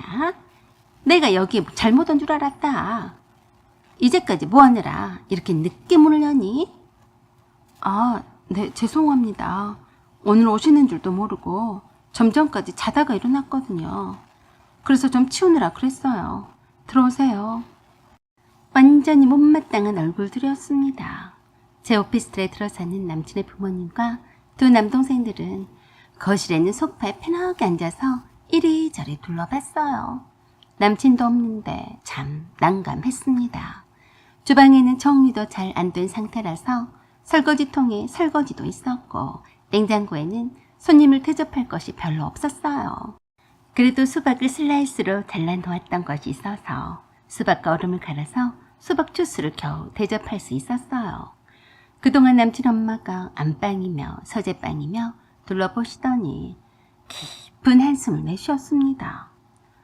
아이고, 집안꼴이 이게 뭐냐. 어차피 엎질러진 물이었으니 어쩔 수 없다고 생각해서 말씀을 드렸어요. 평소에는 이렇게 지저분하게 살지는 않는데요. 어제 제가 늦게 자는 바람에 그만 아침 청소를 못해서 그래요. 안 오시는 줄 알았거든요. 어른이 온다는데 아랫사람이 오라 오지 마라 하는 거 아니다. 네가 진작부터 우리를 초대를 했어야지. 그게 A다. 누구보다 내가 너희들 사는 모습을 보고 싶지 않았겠냐? 네. 저는 처면에 화장기도 없는 맨 얼굴에 대충 입은 바지와 티셔츠 차림으로 예비 시댁 식구들을 맞이했습니다. 그런 저에게 남친의 남동생 중 한 명이 그랬어요. 형수님, 우리 밥 안 먹고 왔는데 배달시켜서 먹는 게 어때요? 참 분위기가 어색했는데 듣던 중 반가운 소리였어요. 그의 정호를 가리키는 마당에 배달을 시켜 먹자는 말에 그러자고 했습니다. 그랬더니 남친의 두 남동생이 배달 음식을 폭풍 검색을 하며 난리를 치는 사이에 남친의 어머니가 제게 물었습니다. 나는 오피스텔이라고 해서 원룸이나 된 줄 알았더니 아파트나 다름이 없네. 여기 꽤 넓은데 월세가 얼마나 되니? 월세가 아니고 제 집이에요. 뭐? 네 집이라고 했니? 간호사 월급으로 집당만을 했다는 거야? 아빠가 많이 보태주셨거든요. 아, 그래? 네 아버지는 일반 회사원이라며? 네. 바로 그때 배달 음식을 고르고 있던 남친의 두 동생들이 저에게 그랬어요. 와, 형수님 부자시구나. 그럼 맛있는 거 다 시켜도 돼요? 그랬더니 남친 엄마가 그러더라고요. 네가 거지냐? 그런 걸 물어보냐? 먹고 싶은 거 있으면 눈치 보지 말고 다 시켜라. 설마 돈 없다고 하겠니? 저는 그저 웃기만 했습니다. 그랬더니 앱으로 결제를 했다며 총 100만 원이 넘었다며 현금으로 이체를 해달라고 했어요. 저는 깜짝 놀랐습니다. 저를 포함해서 총 5명이 먹는 배달 음식이 100만 원이 넘게 나왔다니 말입니다. 저도 모르게 그랬어요. 뭘 이렇게 많이 주문했어요? 누가 또 오세요? 그러자 남친의 남동생이 그랬어요. 제가 한 5, 6인분은 먹거든요. 엄마랑 아빠도 뭘 좋아하실지 몰라서 제가 좋아하는 메뉴로 다 주문했거든요. 라고 하며 보여주는 그 주문 목록에 놀라고 말았습니다. 족발에 김밥에 분식은 종류별로 한우곰탕에 양갈비에 장어구이에 후식인 디저트 아이스크림에 엄청나게 주문을 했더라고요. 누가 보면 뱃속에 못 먹다 죽은 걸신이 들렸나 싶었습니다. 무슨 식충이처럼 먹으려고 왔나. 이렇게나 많이 주문을 해서 어느 세월에 먹으려고 그런지 웃겼어요. 저도 어쩌다 한 번씩 배달 음식을 주문해서 먹기도 했지만 이렇게 음식이 다양하게 나와 있는 줄도 몰랐어요. 놀란 저를 불만스럽게 쳐다보던 남친 엄마가 제게 그러셨습니다. 왜? 그 돈이 아깝냐? 간호사인 주제에 치과 의사를 만났으면 그 정도 레벨은 쏴줘야 하지 않겠니? 영 그 비꼬는 말투가 제가 마치 남친이 치과 의사라서 꼬셔서 일부러 동거라도 하는 것처럼 경멸스럽게 대하는 투였어요. 남친 아버지는 그저 아무 말도 하지 않고 묵묵히 무게만 잡고 앉아 계셨습니다. 저도 어찌해야 할지를 몰라서 그저 가만히 있었어요. 그랬더니 남친 엄마가 제게 또 그러셨어요. 너네들이 지금 동거를 한다고 해서 내가 결혼을 허락할 줄 알았다면 큰 오산이다. 네가 하는 거 봐서 허락하든지 말든지 할 거야. 너도 이런 것쯤은 각오하고 내 아들과 동거를 했을 것 아니냐? 아무 대답도 하지 않는 저에게 또 그러셨어요. 네가 정식으로 우리 집으로 인사하러 올 때 들고 올 목록들이다. 라고 하시며 종이 한 장을 주셨습니다. 거기는 남친 엄마가 들고 다닐 수천만 원씩이나 하는 가방부터 남친 아버지가 쓸 명품 여행용 가방과 신발, 그리고 남친의 남동생들이 신을 명품 신발과 티셔츠 등의 목록이 적혀져 있었어요. 흠칫 놀란 저를 보며 남친 엄마가 비웃으면서 그러셨습니다. 네가 간호사이면서도 그만한 걸 해줄 것도 아니면서 치과에서 내 아들을 꼬신 건 아니겠지? 너도 남들 해오는 만큼은 해와야 우리 집 며느리가 되는 거 아니겠냐? 그거 들고 인사할 자신이 없으면 그냥 내 아들과 적당히 살다가 헤어져. 알았냐? 저는 그때서야 알았어요. 남친 엄마가 굳이 남친도 없는 때에 저를 찾아왔는지를요. 마음에 안 들었던 거예요. 저도 빈정이 팍 상해서 기분이 나빴습니다. 예비 시어머니가 될지 안 될지도 모르지만 이건 너무했다는 생각이 들었어요. 그래서 제가 그랬습니다. 제가 아무리 돈을 쌓아놓고 산다고 할지라도 이렇게 돈을 쌓아매고 결혼을 하고 싶지는 않습니다. 이 선물을 못 들고 오면 결혼 허락을 하지 않겠다고 하셨는데 결혼 허락을 하지 마세요. 전혀 예상치도 못한 참말에 남편 엄마를 비롯해서 모두가 놀랐어요. 너 뭐라고 했냐?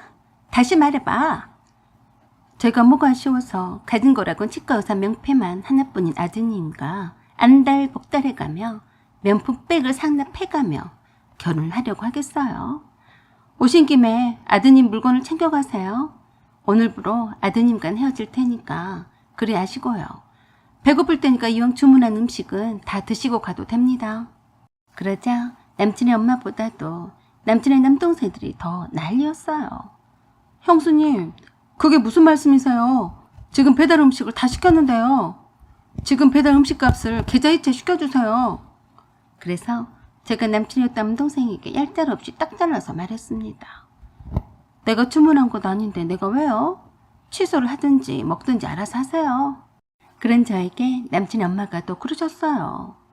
너 참 맹랑한 애구나. 아주 막대 먹었어. 그래서 제가 또 그랬습니다. 네, 저는 그렇게 맹랑하고 막대 먹었으니까 영신 씨랑 결혼을 하지 않겠어요. 그런 후에 남친의 캐리어에 남친 물건을 다 때려다 받기 시작했어요. 뜻밖의 제 행동에 어이가 없다는 표정이었어요. 그 사이에 남친의 엄마가 남친에게 전화를 한 모양이었어요. 제게 전화를 한 남친이 그랬습니다. 수진아, 우리 엄마 비 좀 조금만 맞춰주면 안 되니? 그거 다 네가 어떻게 나오나 보려고 그러신 거야. 야, 너 또라이냐? 내가 너도 없는데 네 엄마가 오면 안 된다고 했어, 안 했어?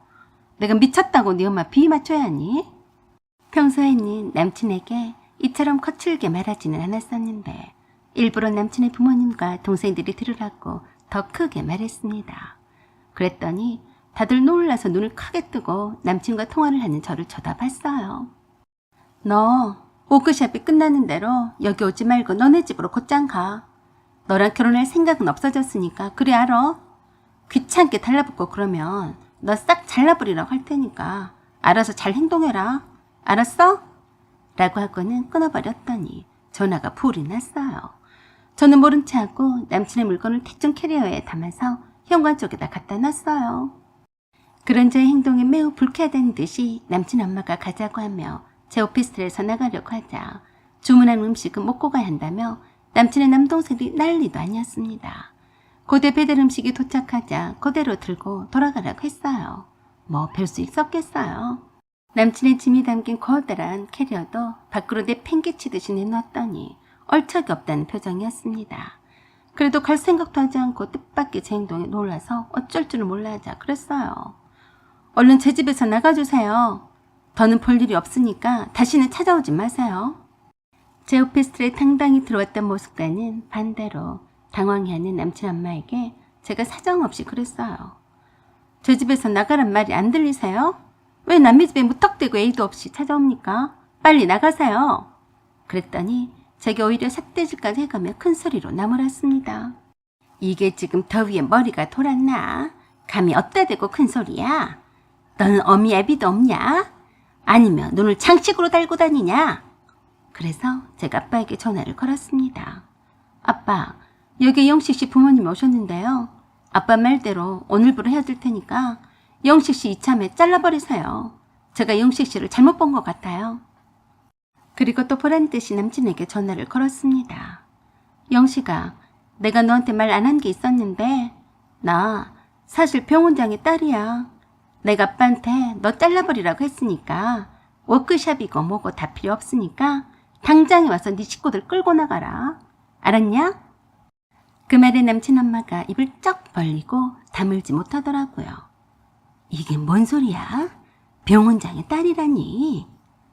그 병원장의 딸이란 말에 필이 딱 꽂혔는지 자기 어떻게 대해야 할지 몰라 안절부절한 모습이 참 역겨웠어요.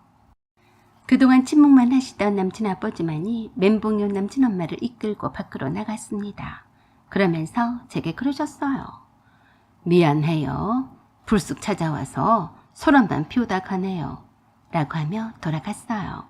한참 뒤 문 밖을 나가보니까 남친의 짐이 담긴 캐리어만 놔두고 그 많은 배달 음식을 다 싹 싸들고 갔더라고요. 뒤늦게 찾아온 남친에게는 문도 열어주지 않았습니다. 그랬더니 알아서 자기 집으로 돌아갔어요. 그 다음 날부터 저는 간호사를 그만두고 온목가에서 일했어요. 남편은 제가 말한 대로 바로 잘렸고요. 치과 의사로 월급 받고 일할 때는 많았으니까 잘려도 별로 서로 하지도 않을 거네요. 문제는 남친 엄마였어요. 진짜로 제가 병원장의 딸인지 궁금해서 병원까지 쫓아왔더라고요. 제가 병원장의 딸인 줄은 다들 모르고 있었는데 그 일 때문에 순식간에 들통이 나버렸습니다. 남친 엄마가 감히 여기가 어디라고 병원장실에 계신 아빠를 찾아왔어요. 그러고 한다는 말이 가관이 아니었습니다. 제 아들과 동거까지 했는데 이건 결혼을 한 거나 다름이 없지 않습니까? 사돈 어른이 제 며느리를 잘 다독여주세요. 부탁드리겠습니다. 제가 병원장의 딸이란 말에 혹해서 저 자세로 나와서 저를 며느리 취급을 하더라고요. 그래서 아빠가 그러셨대요. 저는 처음부터 마음에 안 들었으니 그럴 이유가 없습니다. 결혼도 했다가 이혼도 하는 마당에 동거를 했다고 해서 결혼을 해야 한다는 법이 어디에 있습니까? 저도 제 딸의 의사를 존중합니다. 다시는 찾아오지 마세요.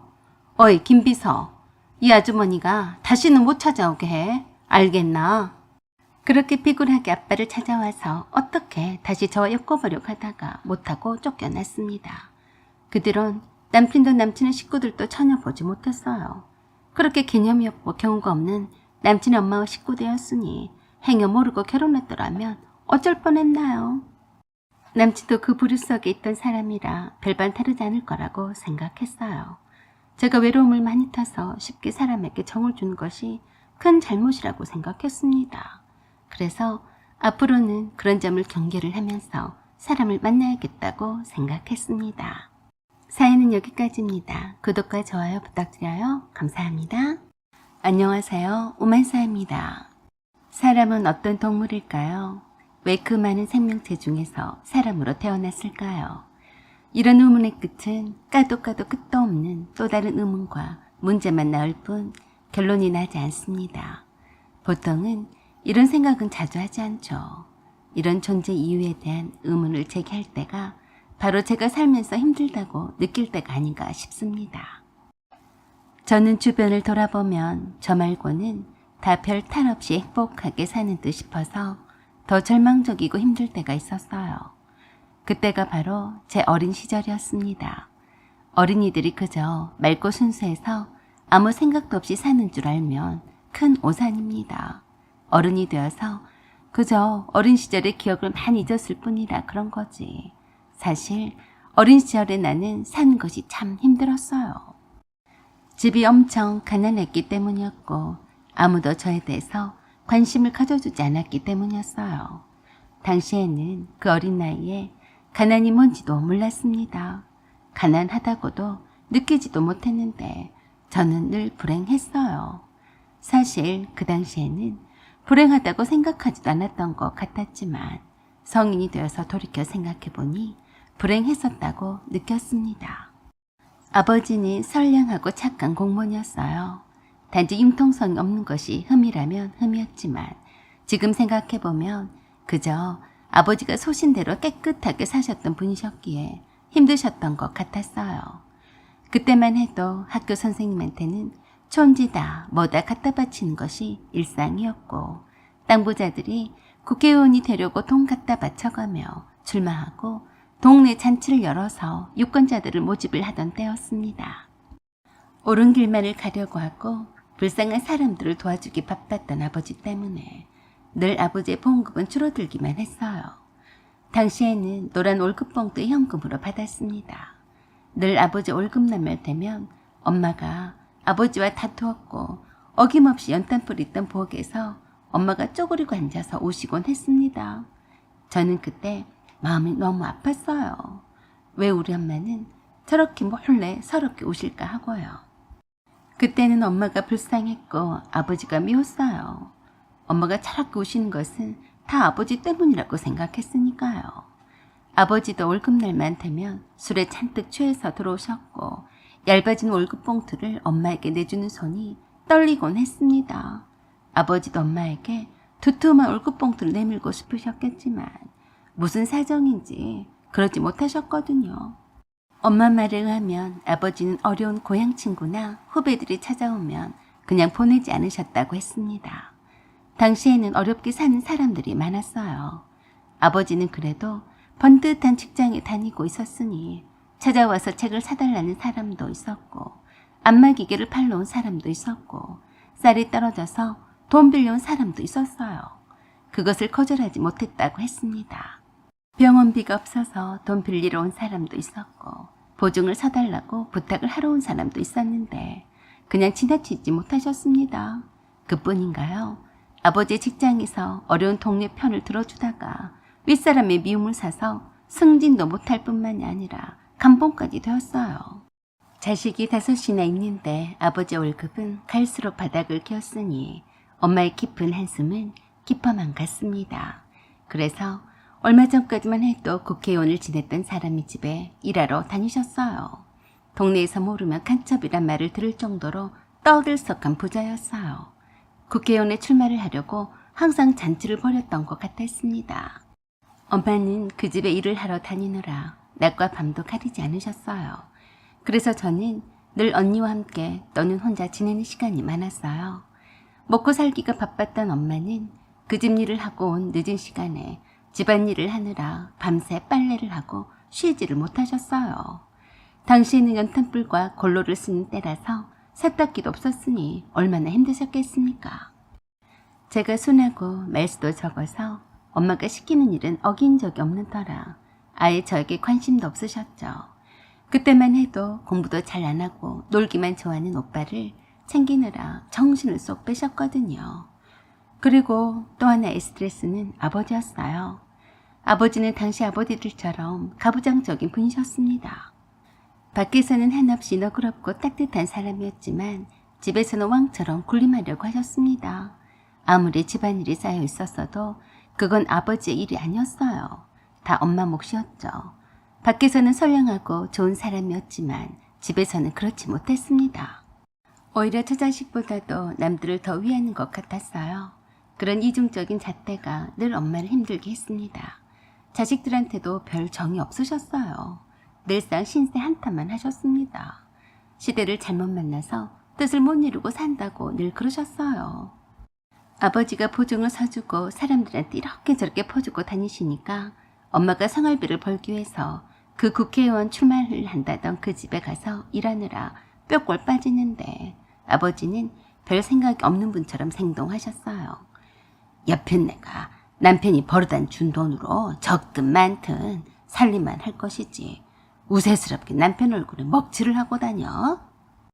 당시에는 그 부잣집이 국회의원이 아니었고 나중에서야 국회의원에 출마를 한다며 동네 플랜카드가 나붙기고 동네를 휩쓸고 다녔는데 바로 그 집에 동네 창피하게 일하러 다닌다며 엄청 화를 내셨고 그 일로 심하게 싸우기도 하셨어요.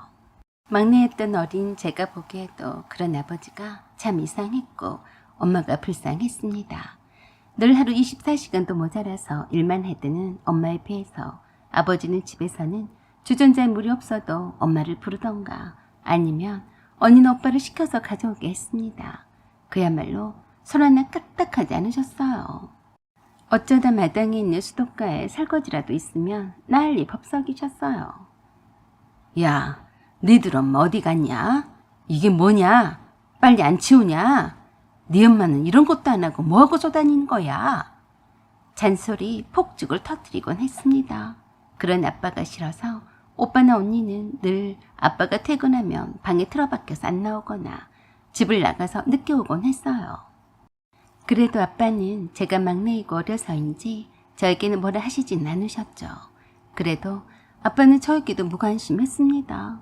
퇴근해서 집에만 오시면 바로 주무셨어요. 그것도 코를 골면서요. 그러다가도 언니나 오빠가 놀다가 행여라도 조그만 소리라도 들리는 날엔 금방 깨서 소리를 치곤 했습니다. 시끄럽다. 아빠 자고 있는 거 안 보이냐? 조용히 해. 어이 참 집구석이라고 원. 그랬으니 사랑도 못 받고 엄하기만 했던 아버지를 언니는 오빠가 좋아할 리가 있었겠어요. 늘상 아빠가 집에 오시면 긴장했으니까요. 아빠가 그렇게 화를 막 낼 때에는 언니나 오빠가 서로 서공거리며 말을 해야 했고 마당을 지날 때에도 살금살금 걸어 다녀야 했습니다. 낮 동안은 내내 제가 혼자 집을 지키고 있었는데 겨우 학교에서 돌아온 언니나 오빠를 만나서 반가운 것도 잠시뿐이었어요. 대화도 쉽게 할 수 없었으니까요. 그래도 그때 당시에는 아버지가 제게는 아주 큰 사람이라고 생각을 했고 아빠 말처럼 아는 것도 많은 지식인이라고 생각했었는데 커서 생각을 해보니 그게 아니었어요. 아버지가 유일하게 집에 와서 하는 일은 엄마 또 어디 갔냐? 남편이 올 시간에 어디로 또 간 거야? 이놈의 집구석 이러니까 되는 일 하나도 없는 거야. 어서 엄마 불러와라. 어서! 라고 하며 언니 오빠에게 화를 많이 내셨어요. 그랬으니 아버지를 좋아할 리가 없었죠. 아빠가 퇴근 시간이 되면 일부러 밖으로 놀러 나가거나 뒷산으로 나가서 돌아다녔어요. 아무리 언니나 오빠가 아버지를 피해서 집 밖으로 빙빙 돌다가 아버지가 주무실 때쯤이면 몰래 들어왔어도 저는 절대로 아버지를 피해서 도망다니거나 하지는 않았습니다. 왜냐하면 힘들게 사시는 불쌍한 우리 엄마의 말이라도 잘 들어야 한다고 생각했거든요. 그때는 엄마 끔딱지였던 저에게 바삐 일하러 가시면서 급히 부탁하시는 말이 있었거든요. 순심아, 오빠나 언니가 집에 없더라도 넌 함부로 밖으로 돌아다니면 안 된다. 너라도 집을 지켜야 할 게 아니냐. 아빠가 언니나 오빠 때문에 화를 내더라도 넌 아빠 옆에 착 달라붙어 있어야 해. 아랫목에 아빠 밥을 꺼내서 상에 올려주고 알았지? 그래도 아빠가 너가 착하니까 너한테는 화를 안 내시잖아. 아빠 심부름도 잘하고 언니는 오빠처럼 하면 안 된다. 저는 끄덕끄덕하며 그러겠다고 했어요. 그때만 해도 제가 왜 친구들과 밖에 나가서 놀고 싶지 않았겠어요. 엄마가 그렇지 않아도 천방지축으로 나돌아다니는 언니 오빠 때문에 속이 상했는데 나라도 그러지 말아야겠다고 생각했어요. 오로지 그것뿐이었습니다. 그래서 친구들이 놀자고 불러도 나가지 않았어요. 저마저 나가면 집은 누가 지키냐고요.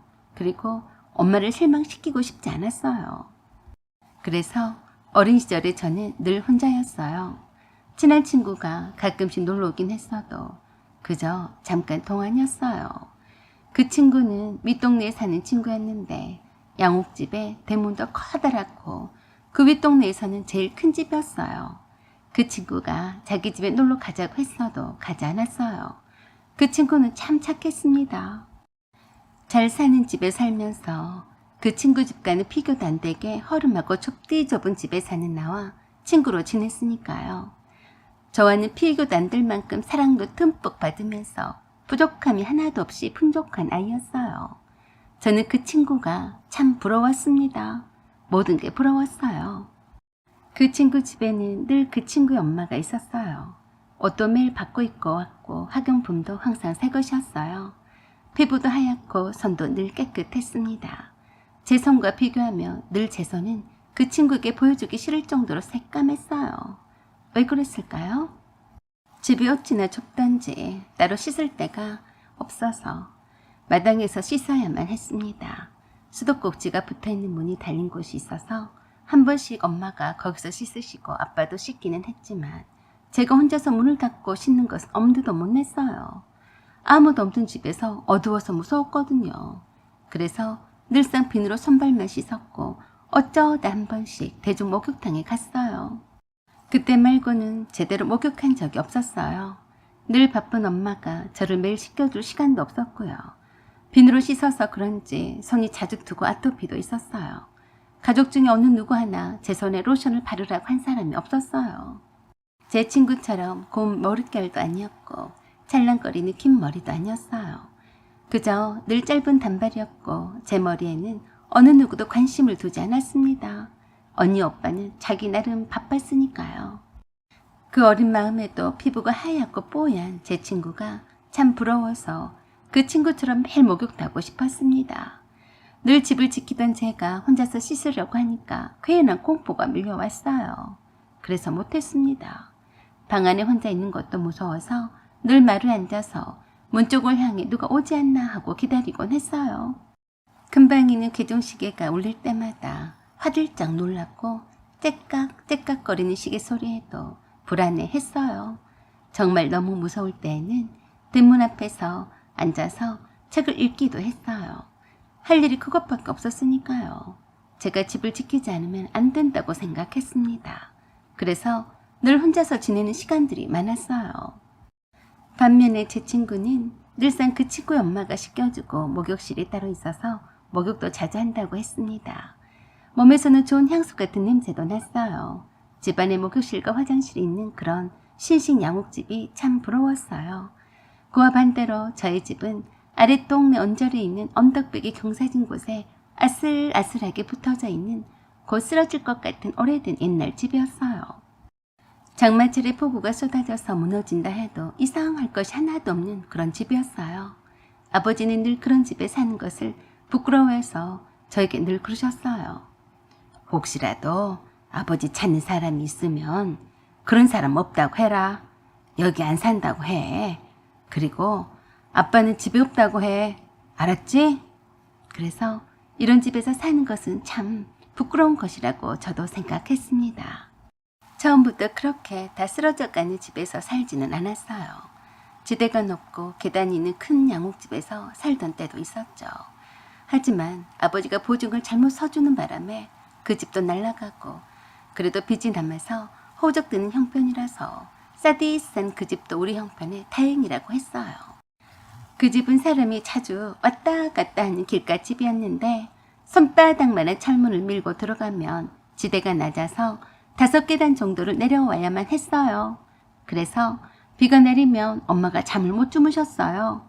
당시만 해도 배수시설이 잘 되지 않는 곳이라서 뒷산에서 흐르는 빗물이 지대가 낮은 우리 집으로 다 흘러들어 왔으니까요. 장마철이 되면 엄마가 비를 온몸으로 맞아가며 집으로 들이치는 빗물과 사투를 벌였습니다. 그 모습이 제 어린 마음에 너무 안타까웠어요. 출근을 해야 하는 가장인 아빠는 잠을 자게 해야 한다며 혼자서 힘들게 모래주머니를 채워서 철문 앞을 막고 밤새 내내 지키고 서 계셨어요. 언니 오빠는 나오지도 못하게 하셨고요. 그때도 저희에게 그러셨어요. 이런 고생은 나만으로도 충분하다. 너희들까지 비를 맞아가며 고생시키는 것은 내가 용납이 안 된다. 엄마는 철의 여인이셨습니다.